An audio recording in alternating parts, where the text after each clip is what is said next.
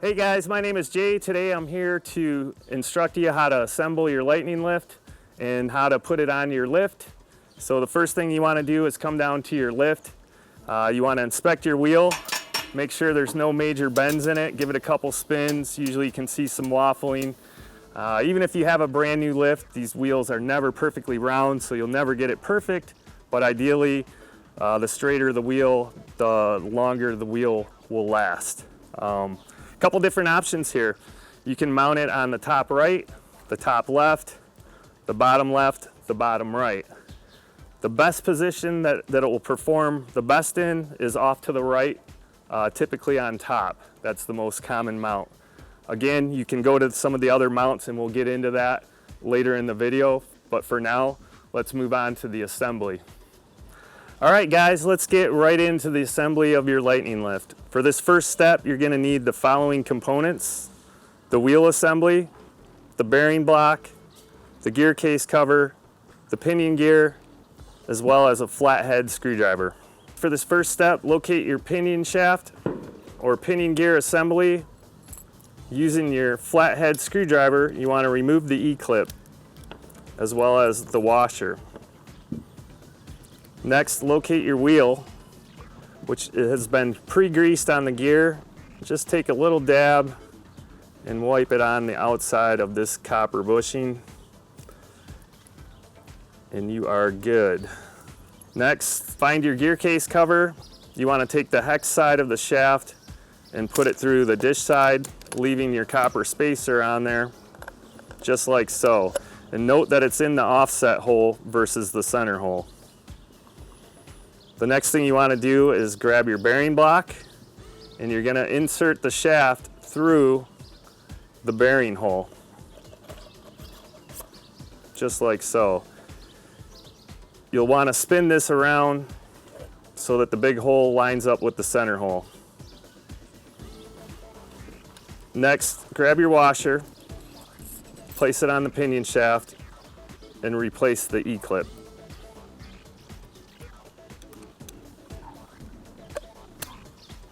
Just like so. For the next step, you want to locate the axle bolt, which is a long bolt with a smooth shaft.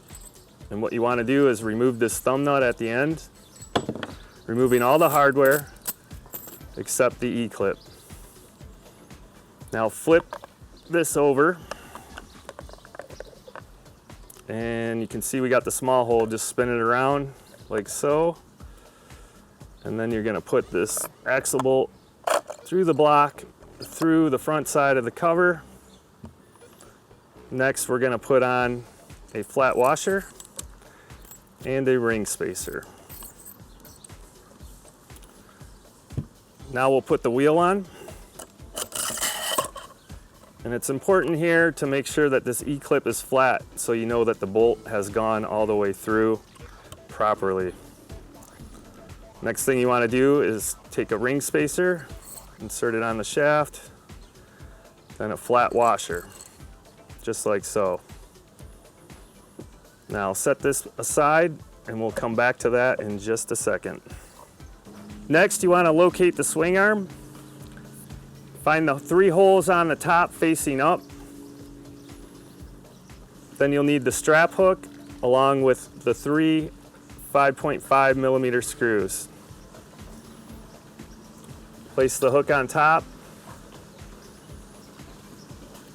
and insert the screws. You can use a regular screwdriver, but it helps if you have an impact.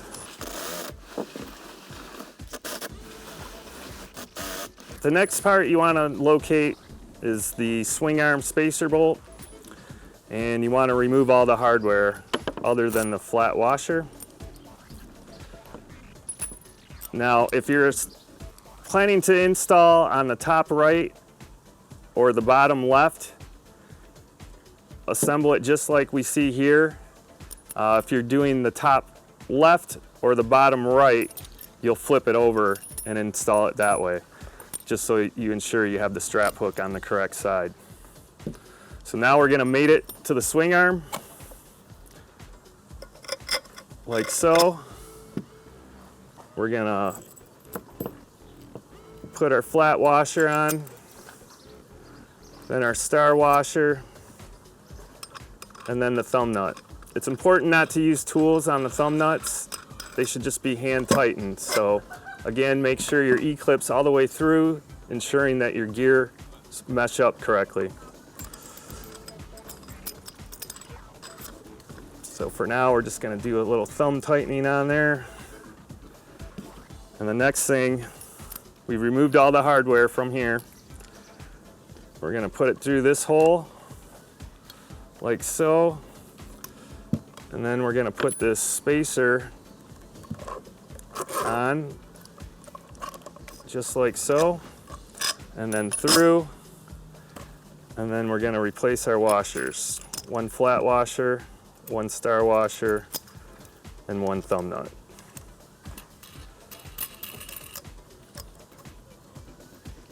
Now give it a test by rolling your hand over the top. It should spin freely and should go around a couple revolutions.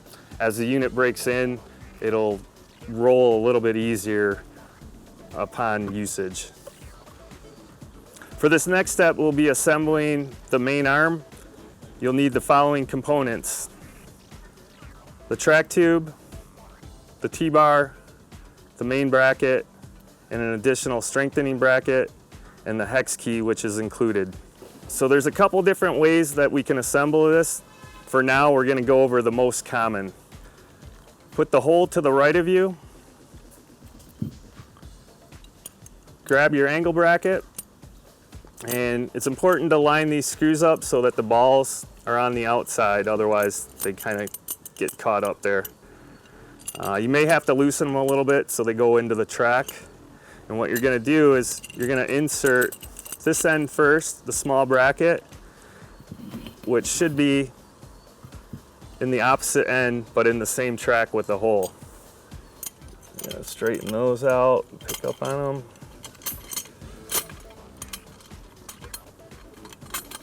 And slide it in there like so. At this point, grab your hex key, and we're just gonna snug them for now, as you might need to make adjustments with your lift. And we're also gonna do this one, like so. And then note that this bar can slide left or right if needed for the adjustment of how far your arm comes out. We'll get into that a little bit more later in the video here. But for now, we're gonna snug it up right here.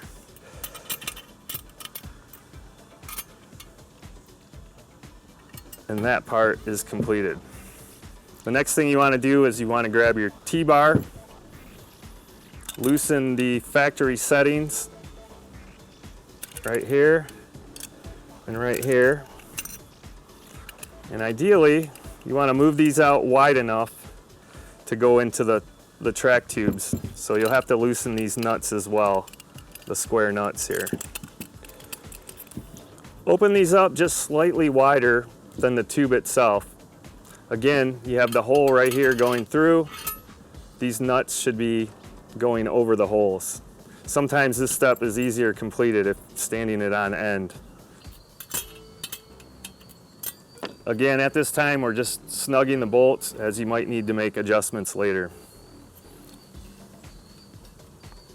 Note that this bar here can slide left or right by loosening these.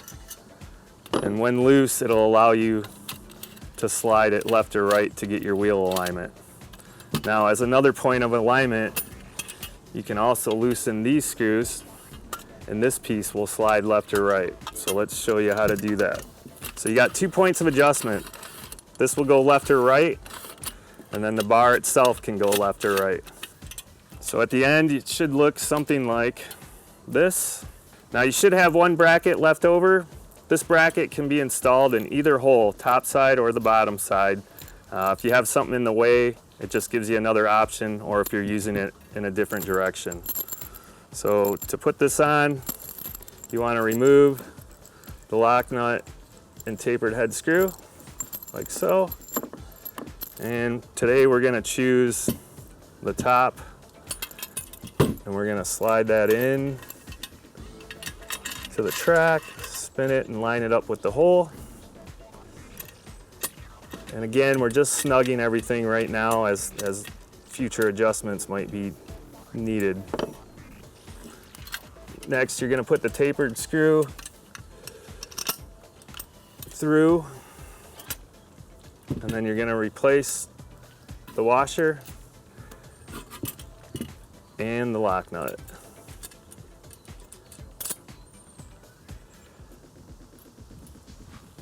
This adds a little additional support when going all the way out. And now we're ready to start installing on your lift. As mentioned before, the right side is always the best performing side to put it on. So for this particular application, we're going to mount it to the right side on the top. Now in this situation, we have a coupling here, and this is part of the actual canopy. You can see we're just short of clearing some room here. So some other options, if you have a pole, you can put it on the pole of the canopy, or another possibility may be installing it from the bottom and the unit will swing up, in which case we need to move this U-channel up to the top so the swing arm swings, and we'll go over that in a minute. But for now, we're going to continue with this assembly. So the first thing you want to do is you want to put your band clamps on, and for now we're just going to throw them on there and close them and leave them loose till we get the arm up. All right, so we've tightened the two band clamps pretty close. You want to leave about 1 inch or so, maybe 1.5 inches. And now we're going to slip this under the top one. And it's ideal to make sure these worm drives don't end up on a corner, as they won't conform to the post. So for this, we're going to move it to the right, and we're going to tighten those up. Now the bands are extra long, so you may need to cut some of the extra overhang off, but you can do that as the final step. I should also mention that this works well on both round, square, and rectangular posts. All right, so again, we have these not fully tightened. The one thing you want to make sure is that this bar is parallel with the wheel. It can easily get out of line left or right. So a good way to do this is to look down the wheel. You can see I need to bring it out a little bit, just like so. So alignment's very important. It'll make your wheel last longer, and it'll drive it more efficiently. You can cut these ends off when you're at the final end of this, but for now, leave them in case you need to make adjustments. Next, we're gonna grab the swing arm assembly. For most applications, you'll mount it straight to this U-channel on the outside. Sometimes it may be necessary to go on the back side. And again, don't forget that this slides left and right, and this slides left and right. For now, we're just gonna hold it up. And ideally, you want to have a slightly obtuse angle if possible, trying to keep it as close to 90 as possible. So you can see we're going to need to adjust this to bring this wheel closer in, like so. So we're going to loosen that, and we'll move it down roughly 3 or 4 inches to get our alignment here. All you need to do is just loosen these just a little bit, and you'll be able to get this arm off real quick. So just slide them up for now, and pull up. And then we're gonna make an adjustment and slide this down the rail. So for this step, we're gonna use our hex key. We're gonna loosen this right here. We're gonna loosen these, and we're gonna slide it down. And if this one as well, just a couple turns is necessary.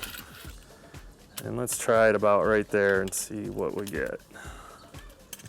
So again, we're just snugging them. And we can even just hold it up there to see if we have our alignment before we put it all back together. So we're just gonna hold it and eyeball it. And looks like we could come back a little bit further, so we're gonna make another adjustment. And I think I'm pretty happy with that. I think we're gonna run with that. So I'm gonna go back and tighten all the bolts on this. It's important to really get these tight because this is where most of the weight falls on the bar. And then for this nut here, we want to grab our 13mm wrench and hold it from the backside. We have our 13mm, we put that on there like so, and we're going to crank these tight. Also on the top one. All right, now that we got our spacing right there, as far as the length, we're going to put these clamps back on. Now we're going to tighten these bands up. Again, we're going to check our alignment and make sure that we're parallel with the bar, making any final adjustments. Tighten the lower one. It's important to note that on a square post, you may have to work the clamps a little bit by pushing on them to get them to bend on the corners. And again, you want to keep the worm drives off any of the corners and keep them on the post instead. For this next step, this is to attach our swing arm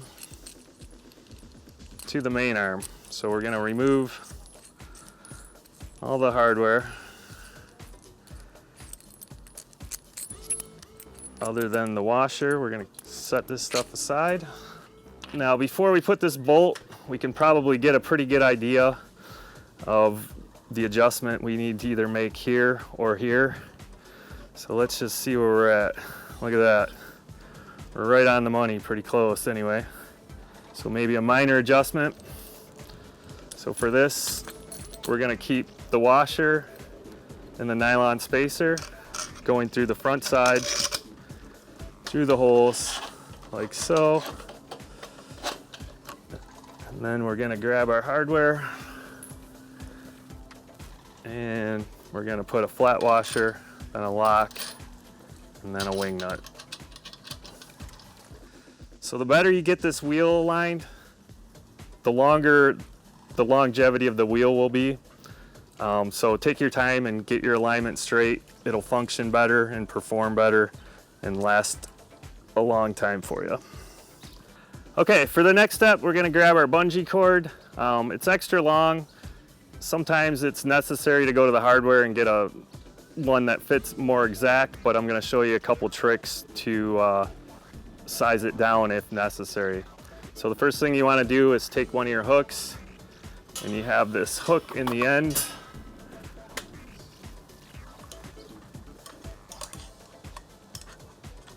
And you're gonna hook it on there just like so. Now, ideally, you want to avoid sharp angles in the strap. You always kind of want the strap to be 90 as best as possible for your hooking point, and that'll keep the most pressure on the wheel. So for here, we're going to come around like so. And a lot of force is necessary on the wheel. When it's on the right side, it doesn't take as much force. So in this case, we're just gonna go around the post and double it and hook into there. Now, another thing you can do if that doesn't work for your application, in some cases, you can tie just a flat single knot and use that as a hooking point. So for instance,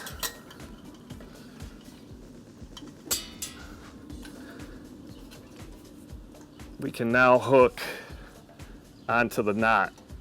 But again, you can also go to the hardware store if you want a custom size. Usually they sell a 5-pack with different sizes for just a few dollars. Okay, the next thing we want to do, we want to take our drill. There's two ways we can do this. We can chuck it on manually.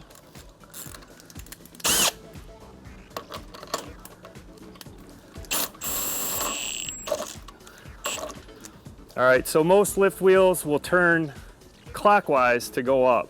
So that means your drill should be in forward speed to lift the boat up. So let's give it a little test and see what we have.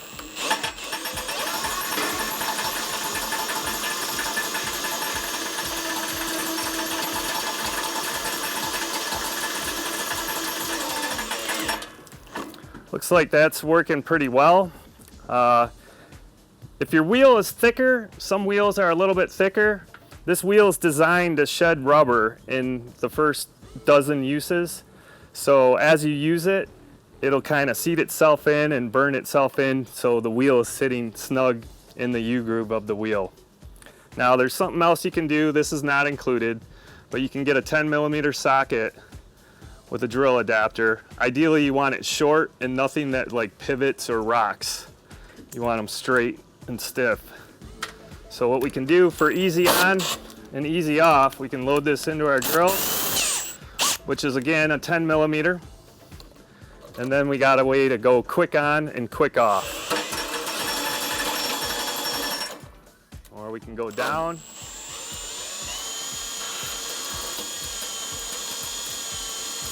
Now when you start and stop the drill, always start slowly and ramp your way up the speed. Same thing with stopping. When you come to a stop, ease off the trigger slowly and avoid rapid starts or stops. This will prolong the wear of the wheel and it will just perform better. Now one thing you should note too is that your boat should have a built-in brake on it. In the event your boat won't stay up without some kind of manual locking mechanism to hold the wheel from spinning down, you never want to use it to go down. You can only use it to go up. But most lifts have the automatic brake built into it. It's a good idea to test it before you actually hook this thing up. It's a good idea after a couple uses to check your wheel to see if you have irregular wear. If it's wearing on one side, you may want to tune it a little bit by moving either of these brackets. And then I should also point out that this bracket right here can pivot. We haven't tightened it down yet. For most applications, you just want it flush. If you want to come around here, you can see the edge on it, or you just want it flush for most applications. And these bolts must be tightened because there's a lot of force due to the strap on it. So this will allow the wheel to toe in or toe out, but like I said, for most applications, just run it flush and that should work just fine. Another thing you want to make sure is that the edges of these brackets are flush without gaps. Sometimes you can get gaps in them if you over tighten at first. So the best way to do this is just snug both of the bolts here and here, and that'll draw it tight to this bar as well as this bar. If you see big gaps there, make sure that you set it to remove the gaps. All right, let's go over some alternative installs. Now, one thing we've done here is rather than insert the small bracket first, we flipped it around. And basically what that does, if you have something in the way, it's basically gonna change the position. So this is now on the left side of the post versus the right like it is down here.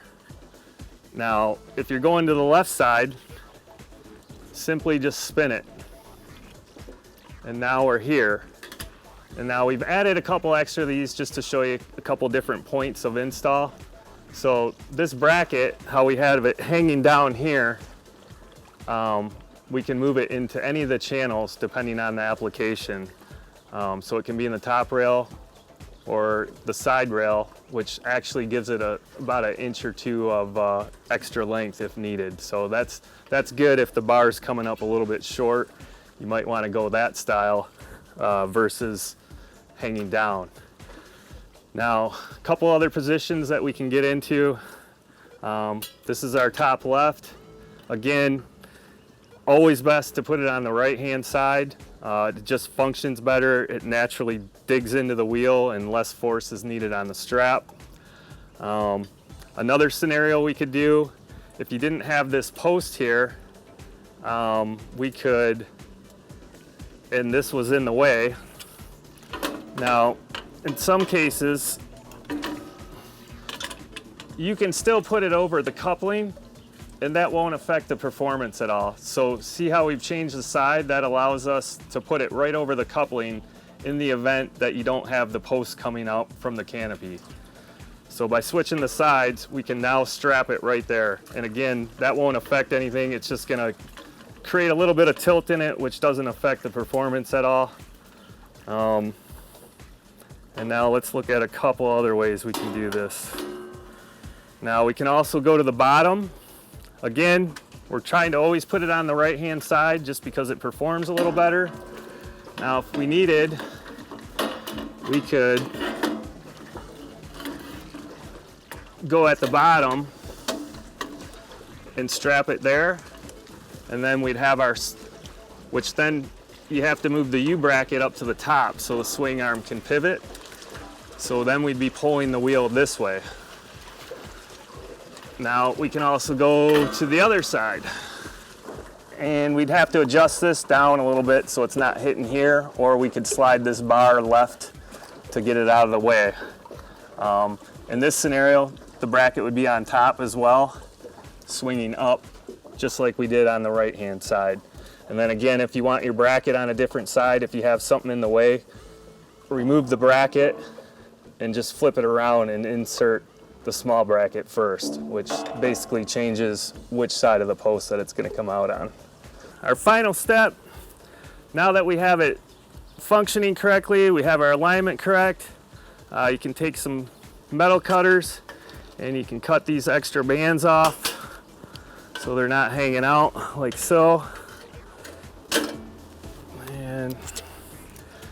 And then last but not least, we're going to put our snap caps on. One's already installed on there from the factory. Square ones go on the end, just push them in. No big deal. Now once these caps are in, if you need to take anything off, you may have to remove the cap. And then we got our corner caps that go on. Another one here. And that just cleans up the unit. Now you can also use spacers here. If in the event you have this out all the way to the max, you have this out and you still need a little bit more distance, you can stack spacers between the swing arm and the U-bracket. Point to a couple of those parts. So you can take the extra washers or the nylon washers and fit them between the swing arm and the U-bracket, which will bring it out further in the event that you have to come out to an extreme distance. All right, let's give it a final run and make sure that everything's functioning. It's a good idea to check your clearances, make sure that nothing is going to come up and hit the fixture. So let's go ahead and give it a test, see what we have.